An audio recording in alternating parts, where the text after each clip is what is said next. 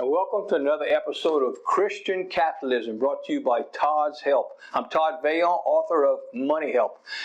Today we're going to talk about something which is on my list of Todd's 10 to win: family. And I really want to spend some time on this and not just go right through it.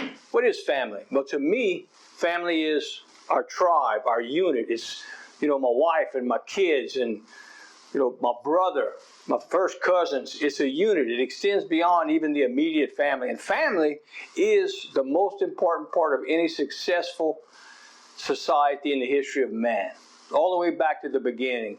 And a country that gets ruined is because they ruined the concept of family. So I'm going to talk about 4 things in particular today that I find helped me a lot when it came down to being successful. Because if you fail at family, the rest don't matter. You hear me say that over and over again. That also reminds me, you're going to hear a lot of repetition, because good things need to be said over and over.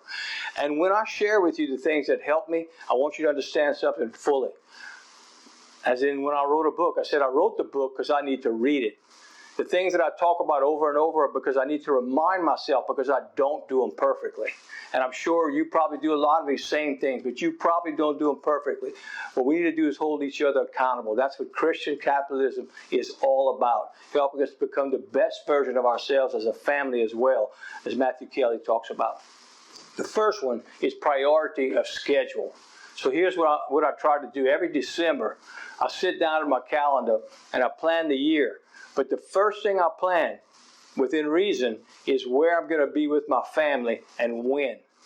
Because that, you cannot make it up. Don't fool yourself. You can do all the things you want to in the world of success, and if you fail at family and relationships, you fail. So within your best ability, schedule first your family schedule, your family vacations.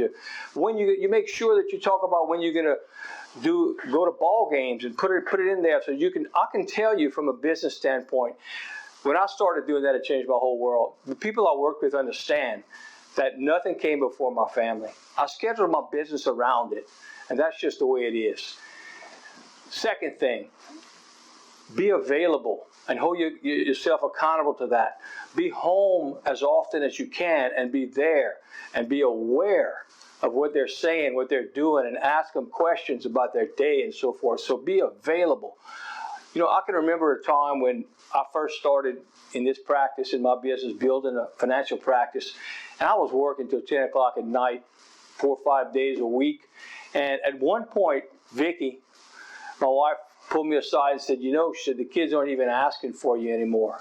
And that was like a gut punch. I realized that wasn't going to work. And she basically said, you'll be home in the evening. And if the business suffers, the business suffers. Because family has got to come first. And I realize that people have different schedules, but you try to make sure that is your priority. So be available.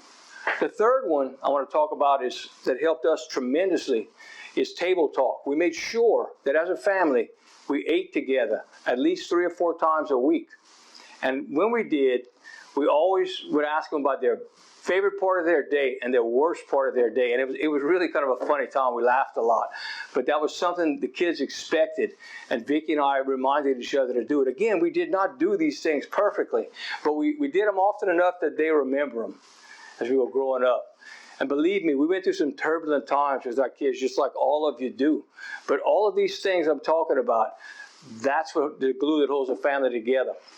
So remember that everything centers around, as we say, God first, and family is right behind it. In fact, it's just one and the same. Okay?